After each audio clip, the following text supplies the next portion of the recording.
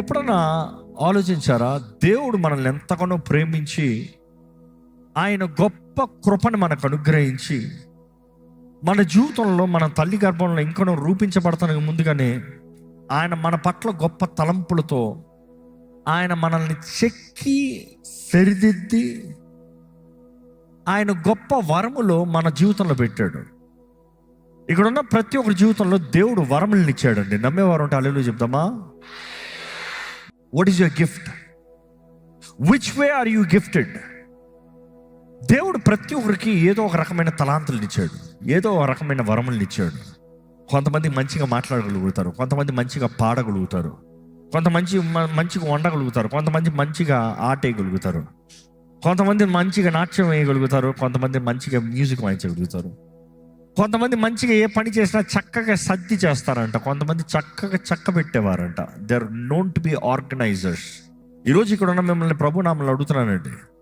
Maybe your parents didn't recognize, maybe your siblings didn't recognize, maybe your friends didn't recognize, but ఈరోజు నీలో పెట్టినది నీవు తెలుసుకున్నావా?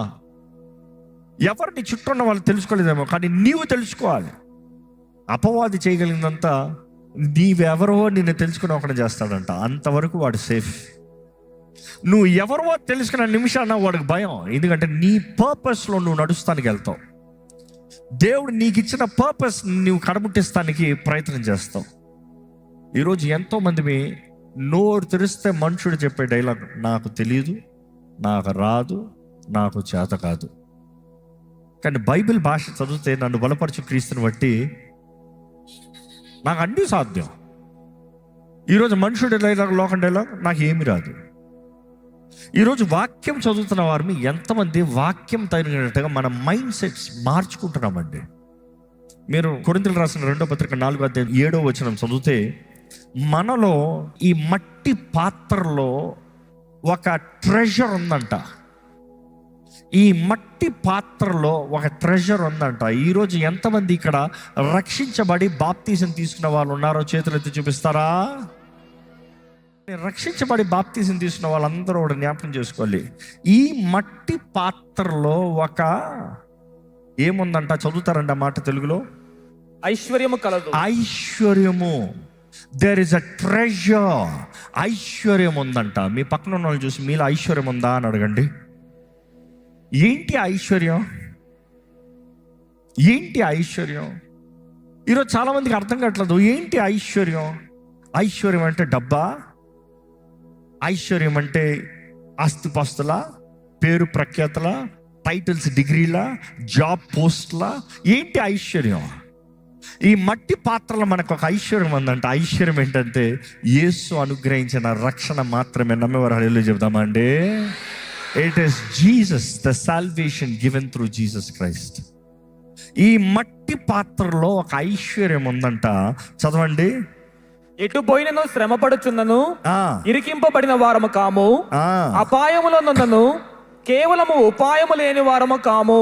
బైబిల్లో జాగ్రత్త చదివితే మనలో ఒక ఐశ్వర్యం ఉంది, అందుకని మనకి ఇబ్బందులు ఉన్నాయి. మనలో ఐశ్వర్యం ఉంది, అందుకని ఆటంకములు ఉన్నాయి. మనలో ఐశ్వర్యం ఉంది, అందుకనే పోరాటాల్లో పోరాడుతున్నాం. ఏంటి ఐశ్వర్యం అంటే యేసుని కలిగి ఉన్నాం. నీలో ఒక విలువైన ఒక ఐశ్వర్యం ఉంది కాబట్టి అపవాది నిన్ను నాశనం చేస్తాను చూస్తున్నాడు. ఇక్కడ ఎవరైనా పోరాటాల్లో, కలవరంలో అపవాది ద్వారా ప్రతి వైపు నుండి దాడి చేయబడుతున్న వారు ఉన్నారా? ఉన్నారు కొంతమంది. ఈ జీవితంలో ఈ పోరాటాలు తట్టుకోలేకపోతున్నాడబ్బా, ఈ కష్టాలు తట్టుకోలేకపోతున్నాడబ్బా. ఏంటి నష్టం, ఏంటి కష్టం ఏంటి? నేను దేవుని ముందు సరిగా ఉన్నాను, నేను ప్రార్థన చేస్తున్నాను, నేను విశ్వాసనే. నాకు ఇందుకు ఈ పోరాటాలు, నాకు ఇందుకు ఈ బాధ, నాకు ఇందుకు ఈ వేదన, నాకు ఇందుకు ఈ సఫరింగ్. ఈ లోకంలో మనం ఉన్నంత వరకు, ఈ మట్టి పాత్రలో మనం ఉన్నంత వరకు మనకి ఈ శ్రమలు తప్పవండి. శ్రమలు తప్పవు. ఈరోజు చాలామంది శ్రమలు లేని జీవితాన్ని కోరుతున్నారు.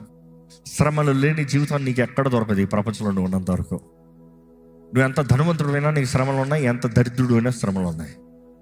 పిల్లోడి దగ్గర నుండి పెద్దోడి వరకు అందరికి శ్రమలు ఉన్నాయి. ఈరోజు శ్రమలు లేని జీవితం యేసుని కలిగితే కోరుకుంటున్నావు. లేదు లేదు లేదు లేదు, యేసు ప్రభు ఎక్కడ చెప్పాలండి, నువ్వు నన్ను నమ్మితే శ్రమలు ఉండవని. ఇన్ఫ్యాక్ట్ మీకు శ్రమలు కలుగుతాయనే యేసుప్రభు చెప్పాడు. ఆయన నమ్మిన వారికి శ్రమలు కలుగుతాయంట. కానీ యేసుప్రభు ఇచ్చిన వాగ్దానం ఏంటంటే, నేను నీ తోడుంటా, నేను నీతో ఉంటా, యుగ సమాప్తి వరకు నేను మీతో ఉంటా.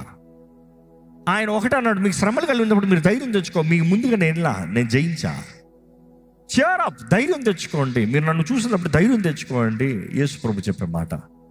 ఈరోజు ఈ వాక్యం వినేటప్పుడు మనం జ్ఞాపకం చేసుకోవాలంటే, అపవాది అనేక సార్లు మనల్ని శోధిస్తానికి, మన విశ్వాసాన్ని పరీక్షిస్తానికి, లేకపోతే మన జీవితాల ద్వారా దేవుని నామానికి అవమానం తెస్తానికి అపవాది ప్రయత్నాలు చేస్తూనే ఉన్నాడు.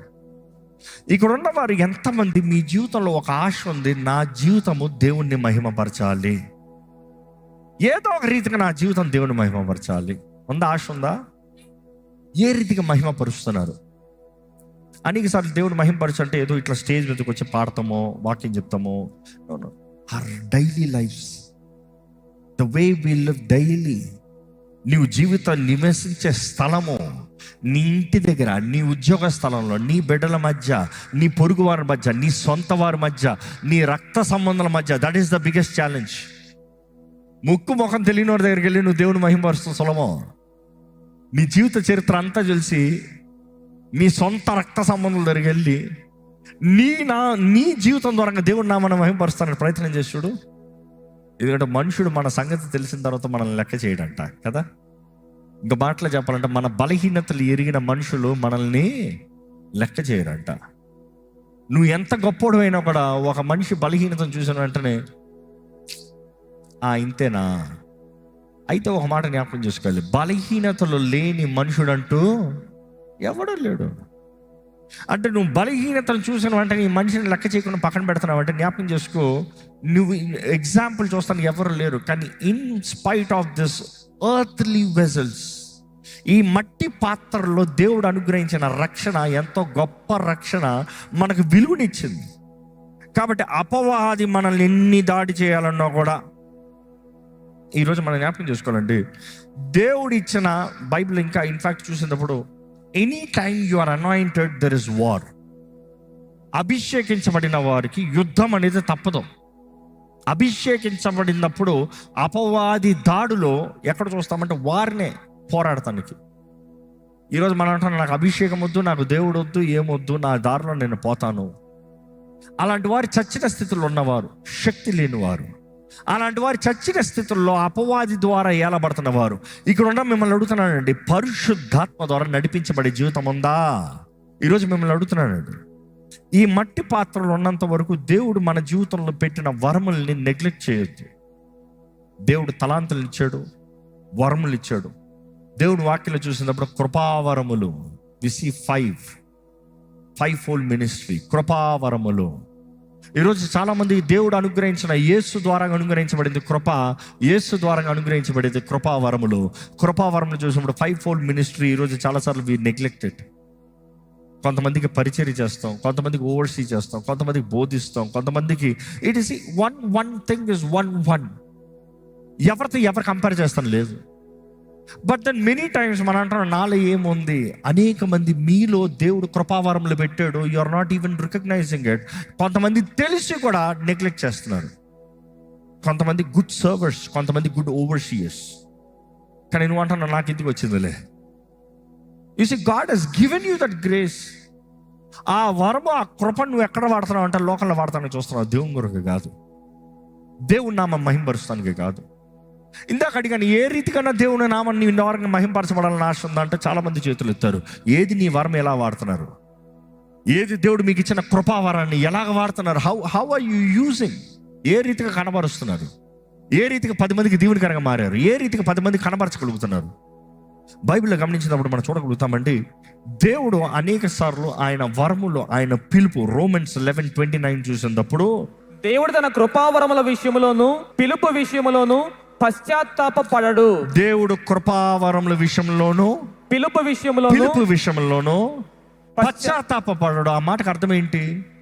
దేవుడు నీ జీవితంలో ఒక కృపావరం లేకపోతే కృపావరములను ఇచ్చాడు, ఆయన పిలుపునిచ్చాడు. ఇదిగో ఇది నీ పిలుపు, ఇది నీ తల్లి గర్భంలో ఉన్నప్పుడే దేవుడు నిన్ను రూపించి ఏర్పరచుకొని నీకు ఒక పిలుపునిచ్చి, నీకు ఆయన వరములనిచ్చి, ఆయన అంటున్నాడు, ఇదిగో నీ జీవితం ద్వారంగా నాకు ఈ రీతిగా మహిమ రావాలి. కానీ అనేకసార్లు మన బలహీనతలు బట్టి మనం లోకము, పాపము, అడ్డదారులు, లోకపు వైపు వెళ్ళిపోతూ దేవుని గుర్తెరగకుండా, ఆయన మహిమను గుర్తెరగకుండా, ఆయన చిత్తంను గుర్తెరగకుండా నశించిపోతున్నావు. కానీ దేవుడు అంటున్నాడు, నువ్వు కానీ తిరిగి వస్తే మరలా నీకున్న కాలింగ్ ఇదే, నీకున్న పోస్ట్ ఇదే, నీకున్న పిలుపు ఇదే, నీకు ఇచ్చిన వరములు ఉన్నాయి, అది నువ్వు వాడాలి. See, God has gifted everybody. At the same time, God has given talents to everybody. ఈ ఆలయంలో అనేక సార్లు అడుగుతూ ఉంటాం, నీ తలాంతులు ఏంటో మీరు ఎరుగున్నారా? మీ తలాంతులు ఏంటో మీరు ఎరుగున్నారా? ఇప్పుడు కన్నా నేను ఎరుగున్నాను అని చెప్పగలిగిన వారు ఎవరైనా ఉన్నారా? చేతులు ఎత్తండి, నా తలాంతులు ఏంటో నాకు తెలుసు. నీ తలాంతులు నువ్వు ఎరుగుతనే కానీ నీ జీవితంలో నువ్వు ఎట్టు వెళ్ళాలని నీకు అర్థం కాదు. అనేక సార్లు చెప్పాలంటే, until and unless you know your talents, you will not know who you are. Because who you are is always linked with what you got. ఎందుకంటే దేవుడు నిన్ను తల్లి గర్భంలో రూపించినప్పుడు నువ్వు ఏమవుతావో దానికి కావాల్సింది ఏంటి? He has equipped you. కానీ అనేక సార్లు మనం అంటున్నాం, నేను ఏంటో తెలియట్లేదు. Find out what you got, search inside. నీ దగ్గర ఏముంది? బైబిల్ చూసినప్పుడు ఎప్పుడు ప్రశ్న దేవుడు అడిగేది అదే, నీ దగ్గర ఏముంది? ఎందుకంటే నీ దగ్గర ఇచ్చింది దేవుడే, ఆయనకి తెలియక కాదు, నువ్వు తెలుసుకోవాలి. నువ్వు తెలుసుకున్న దినమున ఆయన నువ్వేం చేయాలో చెప్తాడు. ఈరోజు మనం అనేక సార్లు నా జీవితంలో ఏం విలువ లేదు, నాకేమి లేదు, నేనేమి చేయలేను, నాకేమి రాదు, ఎప్పుడు కంపారిజన్, ఇంకోటితో కంపేర్ చేసుకుంటూ మన విలువని, మన దృష్టిని మనం ఎరగకున్నాం. కానీ ఈరోజు ప్రభు నామములో మీకు తెలియజేస్తున్నానంటే, దేవుడు నిన్ను తల్లి గర్భంలో నేను రూపించినప్పుడు నీలో తలాంతులు పెట్టాడు. కొంతమంది చూడండి, దేవుణ్ణి ఎరిగిన వారు దేవుని కొరకు తలాంతులు వాడతానని దేవుడు ఇచ్చిన వరముని కలిగి గొప్ప లెవెల్కి వస్తారు. కానీ త్వరలో అపవాది, శోధన, లోకం వాళ్ళని ఆకర్షిస్తాం. అక్కడి నుండి అడ్డదారులకు తిరుగుతారు, అక్కడ నుండి లోకంలోకి వెళ్తారు. ఈరోజు ఎంతమంది గొప్ప విశ్వాసులు అని పిలబడిన వారు లోకంలో వారి తలాంతులు, వారు కలిగిందంతా లోకానికి వాడుతూ ఉన్నారు. అయినా ఒక మాట అడుగుతాం, వారు లోకానికి వాడుతున్నారని దేవుడు తీసేస్తున్నాడా? You see, that is what God's word says, it's without repentance. God has given you, he is not holding it back. మరలా తీసుకునే దేవుడు కాదు, లెక్క అడుగుతాడు తప్పకుండా, వదిలేడు. నీకు ఇచ్చిన దానికి, నువ్వు చేసిన దానికి లెక్క అడుగుతాడు. Never miss that point. కానీ ఆయన ఆశపడేది నువ్వు లోకం వైపు వెళ్ళో, కానీ ఆయన గ్రహించి, ఆయన ప్రేమను గ్రహించి మరలా తిరిగి వస్తావేమో, వచ్చి నీకివ్వబడిన పిలుపు, నీకివ్వబడిన పని, నీకివ్వబడిన వరముల్ని నువ్వు వాడతావేమో. ఈరోజు ఎంతమంది నిజంగా దేవుడంటే ప్రేమ, భారము, ఆయన కొరకు, ఆయన రాజ్యం కొరకు భారం కలిగి ఉన్నామండి. బైబిల్లో చూసినప్పటికీ రాయబడుతుంది, మనలో ఆయన విలువైనవి పెట్టాడంట. అందుకని ఎన్నో పోరాటాల మధ్య మనం శ్రమ నొందుతున్నాం. ఇంగ్లీష్లో చాలా బాగుంది, we are hard pressed on every side, we are hard pressed on every side yet not crushed. ప్రతి వైపు నుండి పోరాటము, ప్రతి వైపు నుండి నలపబడుతున్నాం, ప్రతి వైపు నుండి మనల్ని అపవాది ఏదో ఒక రీతిగా నాశనం చేయాలని. అదే ఇందాక అడిగాను, ఏదో ఒక రీతిగా అపవాది నలపాలని పోరాటంలో ఉన్నవారు ఉన్నారా అని అడిగాను. జ్ఞాపకం చేసుకుందాం, ఒక విశ్వాసి పోరాటాల మధ్య నలపబడతాడు, నో డౌట్ అబౌట్ ఇట్. ఎందుకంటే నలపబడాలి?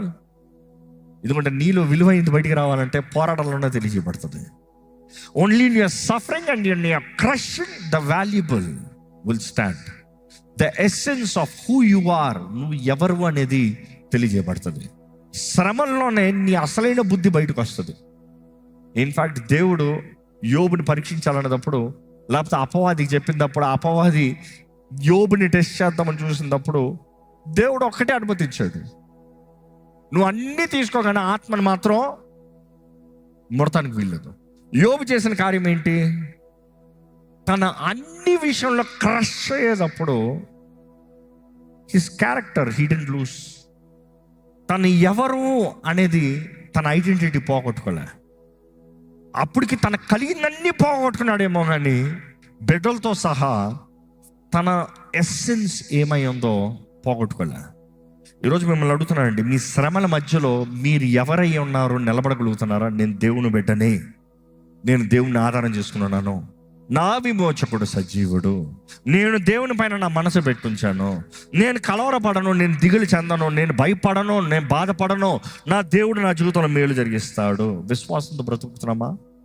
లేకపోతే ప్రతి చిన్న కలవరానికి దేవుడు ఏడి, ప్రతి చిన్న కలవరానికి నాకెందుకు జరగాలి, ప్రతి చిన్న కలవరానికి ఎందుకు నాకు ఈ అన్యాయం అన్న మనస్తత్వంతో ఉంటున్నామా?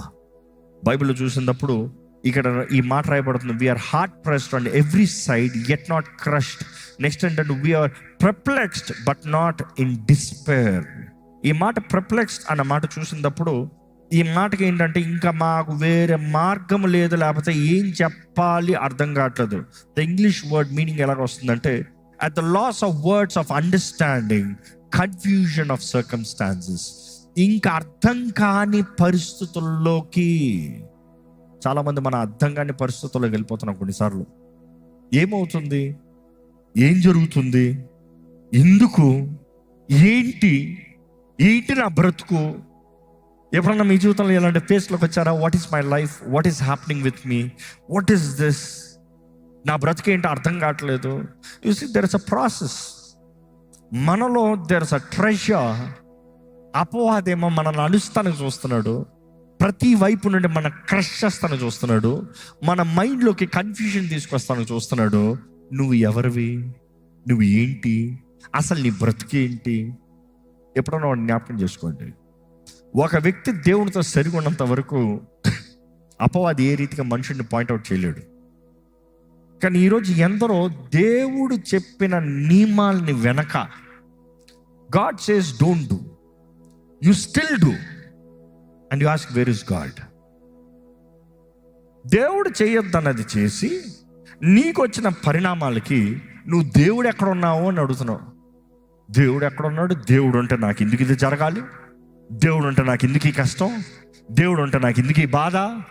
దేవుడి మీద నేరాలు మోపుతున్నారు. దేవుడితో నువ్వు సరికొన్నంత వరకు అపవాదిని నేను ముట్టలేడండి. దేవుడితో నువ్వు సరికొన్నంత వరకు నీ జీవితం పైకి వెళ్తుంది కానీ కిందకి వెళ్తాండి. దేవుడు చేయొద్దు అనేది చేస్తూ తాత్కాలికమైన క్షణమాత్ర ఉద్రేకాలకి, తాత్కాలికమైన శోధనలకి, చిన్న చిన్న కార్యాలకి, చిన్న చిన్న కంట్రోల్ లేని జీవితాలకి పరిణామాలు చూడండి. ఇక్కడ ఉన్న మిమ్మల్ని అడుగుతున్నాను, మీ హృదయంలో నిజంగా దేవునితో సమాధానం ఉందా? మీ హృదయంలో నిజంగా దేవుడా యేసయ్యా అని పలకగలుగుతున్నారు? లేకపోతే ఏదైనా ఒక గిల్ట్, నేను సరిలేనే, నేను సరికాదే, నేను సరిగా బ్రతకలేదే, నేను సరిగా లేనే అన్న ఒకలాంటి అపరాధ భావం, గిల్టీ కాన్షియస్ అనిపిస్తుందా? చూసి వీ నీడ్ టు అండర్స్టాండ్, ఈ మట్టి దేహంలో ఉన్నంత వరకు అపవాది పనంతా మనల్ని శోధిస్తూనే ఉంటాడు.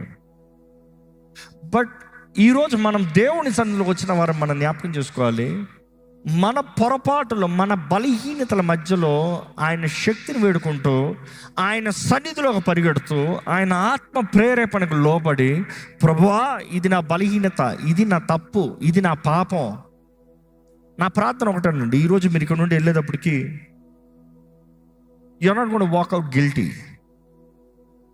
ఏదో దేవునికి దూరంగా ఉన్నవారిగా అపరాధ భావంతో ఇక్కడ నుండి వెళ్ళకూడదు. సమాధానంతో దేవుని దగ్గర ఉన్నవారిగా వెళ్ళాలి. దేవునితో స్నేహితులుగా, దేవుని స్నేహం కలిగిన వారిగా వెళ్ళాలి. ఈరోజు ఈ వాక్యం అనేటప్పుడు దయచేసి జ్ఞాపకం చేసుకోండి, నీ హృదయం సరిలేకపోతే సరి చేసుకోవాల్సింది నీవు, అది నీ బాధ్యత. నీవు కష్ట పోరాటాల నష్ట పరిస్థితులు ఉన్నావంటే దేవుని దగ్గరికి పరిగెత్తవలసింది నీవు, ఎవరో వచ్చి నిన్ను ఎత్తుకుని పోతాం కాదు. దేవుని వాక్యం ఎరిగిన నీవు, సువార్తను ఎరిగిన నీవు, దేవుణ్ణి సొత్తు చెప్తున్న నీవు ఆయన దగ్గర పరిగెడితే నానా ఆయన దగ్గర చేరాల్సిన బాధ్యత నీది. ఈరోజు ఎంతమంది can you really say God I'm sorry చెప్పట్లే, మనసు రావట్లే, నోరు తెరవట్లే, ఆరాధించమంటే మనసు ఎట్లా వస్తుంది? Because you feel guilty deep down. నేను ఒక్కడ గమనించాను ఇప్పుడు నా జీవితంలో, if there is one thing the devil tries to do in your life, number 1, makes you feel guilty before God. నీవు దోషి అనేది నీకు నిరూపిస్తూనే కూర్చుంటాడా అపవాది. వాడు అది నిరూపించినంత వరకు నువ్వు దేవుని నుంచి దూరంగా ఉంటావు. కానీ ఈరోజు దేవుడు మనకి ఆయన అనుగ్రహించిన కృప ఎంతో గొప్పది. మనం ఈరోజు కృపాకాలంలో ఉన్నామండి. నమ్మేవారు ఉంటే హల్లెలూయా చెప్దామా? ఆయన కృప మన పట్ల ఎంతో అధికంగా ఉంది. ఆయన కృప చాలు నీ బలహీనతల మధ్యలో ఆయన బలాన్ని అనుగ్రహించి నిన్ను బలపరిచి లేపుతానికి. వాక్యం చూసినప్పుడు sometimes we are going to conditions, ఏమవుతుంది. కానీ నువ్వు క్రీస్తుతో కలిసి క్రీస్తుతో నిలిచిన వారైతే యూ విల్ నాట్ డిస్పేర్. ఈరోజు దేవుని వాక్యం వెంటనే మిమ్మల్ని ప్రభునామములో వేడుకుంటున్నా, కెన్ యూ స్టే ఫెయిత్ఫుల్? మీరు ఉన్నది ఈ మట్టి పాత్ర, ఈ దేహం మట్టి పాత్ర. కానీ దీంట్లో ఏముంచాడు దేవుడు? ఏముంచాడు దీంట్లో? ట్రెజర్, ఐశ్వర్యం ఉంచాడు. ఈరోజు నీకు దేవుడిచ్చిన రక్షణ, ఈరోజు దేవుడిచ్చిన కృపావరములు, ఈరోజు దేవుడు అనుగ్రహించిన నీకేంటి తలాంతులు, ఇంకా కొందరికి దేవుడు అనుగ్రహించిన ఆత్మవరములు వేరు, కృపావరములు వేరు. కృపావరములు యేసు ద్వారా అనుగ్రహించబడింది. ఆత్మవరములు పరిశుద్ధాత్మ ద్వారా అనుగ్రహించబడింది. పరిశుద్ధాత్ముడు తన చిత్త ప్రకారము వరములను ఇస్తాడంట. కృపావరములు రక్షించబడిన ప్రతి ఒక్కరికి యేసు ద్వారంగా అనుగ్రహించబడింది. ఈరోజు నీవు వరములు కలిగిన వ్యక్తిగా, విలువైన వ్యక్తిగా, ప్రయోజకుడిగా బ్రతుకుతున్నావా? లేకపోతే నీ జీవితంలో ప్రతిదానికి సులభంగా గివింగ్ అప్, ఇంకా నా వల్ల అవ్వదు, ఇంకా నేను చేయలేను, ఇంకా నేను బ్రతకలేను, నేను సరిలేను అన్న నిర్లక్ష్యతతో బ్రతుకుతున్నారా? లేకపోతే అసలు మీలో దేవుడు పెట్టిన వరముల్ని తెలియకుండా అపవాదికి విడుదల పెట్టేస్తున్నారా? God counts you valuable. God wants you to be a winner, not a loser. దయచేసి ఈ సమయంలో తలలోంచి ప్రార్థన చేద్దాం. ఒక్కసారి మనల్ని మనం పరీక్షించుకుంటాం. దేవునితో సమాధానం కలిగి ఉన్నామా? దేవుని సమాధానంతో నింపబడి ఉన్నామా? Is there really peace in your heart? నీ హృదయంలో సమాధానం ఉందా? ఏంటి నీ జీవితంలో సమాధానాన్ని పాడు చేస్తున్న కార్యాలు ఏంటి? దేవుడికి నీకు దూరంగా గ్యాప్ అనిపిస్తుందా? What is that making you feel far from God? ఇందుకు ఆయన ఆత్మ ప్రేరేపిస్తూ ఉంటే నిర్లక్ష్యపరుస్తూ వచ్చారా? ఆయన ఆత్మ ప్రేరేపణకి తుణీకరిస్తూ వచ్చారా? ఆ పరిశుద్ధాత్మ ప్రేరేపణని నువ్వు నిర్లక్ష్యపరిచినట్లయితే ఈ సమయంలో అడగండి, ప్రభా నన్ను క్షమించయ్యా, నీ స్వరాన్ని నిర్లక్ష్యపరిచాను, నన్ను క్షమించు ప్రభా. లేకపోతే తాత్కాలికమైన శోధనలకి పడిపోయారా? తాత్కాలికమైన క్షణమాత్రం శోధనకు పడిపోయారా? దేవుడికి విరోధమైన చేస్తూ కూర్చున్నారా? చూస్తూ మాట్లాడుకుంటూ వినకుంటూ బ్రతికినట్లయితే దేవునికి క్షమాపణ అడగండి. ఈరోజు కృపాకాలంలో ఉన్నామండి. పాపాన్ని కొనసాగించాలని కాదు, పాపాన్ని విడిచిపెట్టి, దేవా ఇదిగోనయ్యా నా బలహీనత, ఇదయ్యా నా పొరపాటు, ఇదయ్యా నా తప్పిదము, ఇదయ్యా నా పాపము, ఇదయ్యా నేను చేసిన కార్యం, నన్ను క్షమించయ్యా. ఆయన దగ్గర యథార్థంగా అడుగుతాం, క్షమాపణ అడుగుతాం, సహాయం అడుగుతాం. అడగండి, పరిశుద్ధాత్మ దేవా నన్ను ఒప్పింపజేయ్యా, పరిశుద్ధాత్మ దేవా నన్ను ఒప్పింపజేయ్యా, నా పాపాలు ఒప్పింపజేయి, నా తప్పిదములు ఒప్పింపజేయి, నా చేతకాన్ని నన్ను ఒప్పింపజేయి, నా బలహీనతలు ఒప్పుకుంటున్నానయ్యా, నీ రక్తంతో నన్ను కడుగు, నన్ను శుద్ధినిగా చెయ్యి, నీకు ఇష్టంగా చెయ్యి ప్రభా, నీకు అంగీకారస్తునిగా నన్ను చెయ్యయ్యా. దేవా నా మనసును శుద్ధీకరించు, నా తలంపులను శుద్ధీకరించు, నీకు విరోధమైన తలంపులను బట్టి నన్ను క్షమించు ప్రభా. నీకు విరోధంగా తలంచిన మాటలు, నీకు విరోధంగా మాట్లాడిన మాటలు, నీకు విరోధంగా చేసిన కార్యాలను బట్టి నన్ను క్షమించయ్యా. నీ సమాధానం నా హృదయాన్ని ఏలాలయ్యా. అడుగుదామండి, నీ సమాధానం నా హృదయాన్ని ఏలాలయ్యా. నీ సమాధానంతో నన్ను నింపయ్యా, నీ సమాధానంతో నన్ను నింపు ప్రభా. నా హృదయంలో నెమ్మది దయచేయ్యా. ప్రతి కలవరం నుంచి నన్ను విడిపించు ప్రభా. దేవా నువ్వు నాకు దగ్గర ఉండాలయ్యా, నువ్వు నాకు దూరంగా ఉండకూడదయ్యా. చీకటి నన్ను ముట్టకూడదు ప్రభా, చీకటి నుండి నన్ను తప్పించు ప్రభా. ఏ చేతపడి శక్తులు, ఏ మోసపరిచే ఆత్మలు, ఏ విరోధ ప్రభావం నా పైన పనిచేస్తానికి వీల్లేదు. దేవా నీ హస్తము నా పైన ఉండాలి, నీ రక్త ప్రోక్షణ నా పైన ఉండాలి, నీ అభిషేకం నా పైన ఉండాలి, నీ విడుదల నా పైన ఉండాలి, నీ స్వతంత్రత నేను కలిగి ఉండాలి.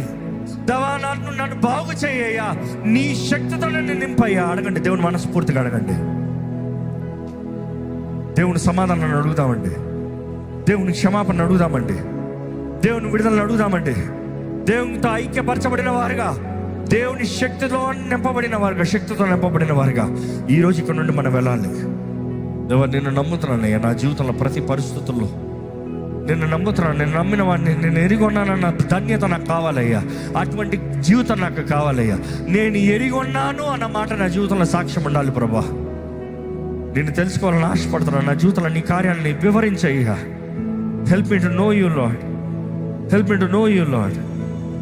నిన్ను నమ్ముతున్నాను ప్రభా. చెప్తామా?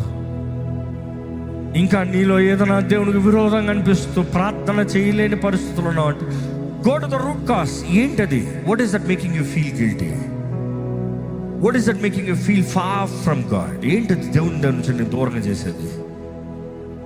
అడగండి. యథార్థంగా ఆయన్ని క్షమాపణ అడిగితే క్షమించే దేవుడు సిద్ధంగా ఉన్నాడు. నేను క్షమిస్తానికి, నేను నూతనపరుస్తానికి సిద్ధంగా ఉన్నాడు. పాపపు బంధకాల నుండి విడుదల కావాలా? అడగండి. యేసయ్యా, నాకు విడుదల కావాలని అడగండి. జయం కావాలంటే అడగండి. నాకు జయం కావాలయ్యా అడగండి. ఆయన చేతుల్లో సమర్పించుకునే, దేవా నన్ను నేను సమర్పించుకుంటున్నాను, నన్ను బలపరిచయ్యా, నన్ను బాగు చేయ్యా, నన్ను సరిదిద్దు ప్రభా. అడుగుదామా? దేవుని యథార్థంగా అడుగుదామా? దేవునితో సమాధాన పడకుండా ఇక్కడ నుండి మనం వెళ్ళొద్దు. దేవునితో సమాధాన పడదాం. ధైర్యంగా వెళ్ళాలి. ఇక్కడ నుండి నువ్వు బయటకు వెళ్ళేటప్పుడు, ఈ ఆవరణంలో నుండి బయటకు వెళ్ళేటప్పుడు నా ప్రార్థన దేవుడు ఆలకిస్తున్నాడు. నేను ప్రార్థిస్తే దేవుడు నాకు జవాబిస్తాడు. అడగండి. నీ రక్తంతో నన్ను కడిగేసయ్యా. నీ రక్తంతో నన్ను కడిగేసయ్యా. నా తల నడినెత్తు నుండి అరిపాదం వరకు నీ రక్తంతో నన్ను కడిగేసయ్యా. నన్ను శుద్ధీకరించు, నన్ను పరిశుద్ధపరచు, నన్ను పవిత్రపరిచయ్యా, నన్ను నూతనపరిచయ్యా. నా దోషం అంతా కొట్టివేయి, నా పాపం అంతా కొట్టివేయి, నా శాపం అంతా కొట్టివేయి. నీకు విరోధంగా చేసిన కార్యాలను బట్టి నన్ను క్షమించు ప్రభా, నన్ను నూతనపరిచయ్యా. అడగండి. దేవుణ్ణి అడగండి. ఓటమి జీవితం కాదయ్యా, జయకరమైన జీవితం నాకు కావాలయ్యా. శాతకాన్ని బ్రతుకు కాదయ్యా, పిరికితనపు బ్రతుకు కాదయ్యా. ధైర్యంగా స్వతంత్రతతో నేను బ్రతకాలి ప్రభా. దేవా నన్ను బలపరచయ్యా. అడగండి. యథార్థంగా అడగండి. దేవుని అడగండి. నన్ను బలపరచు, నన్ను బలపరచు, నన్ను బలపరచు, నన్ను బలపరచు, నన్ను బలపరచు. నమ్ముతున్నాము ప్రభా, నువ్వు కార్యం జరిగిస్తున్నామని, నువ్వు మేలు జరిగిస్తున్నామని. అపవాది మమ్మల్ని ఎలాగ అణచాలని, ఎలాగ నాశనం చేయాలని వాడిని ఎంత ప్రయత్నం చేసినా కూడా నీవు మాత్రం నిశ్చయంగా మా జీవితంలో మేలు జరిగిస్తావయ్యా. మా విమోచకుడు సజీవుడు.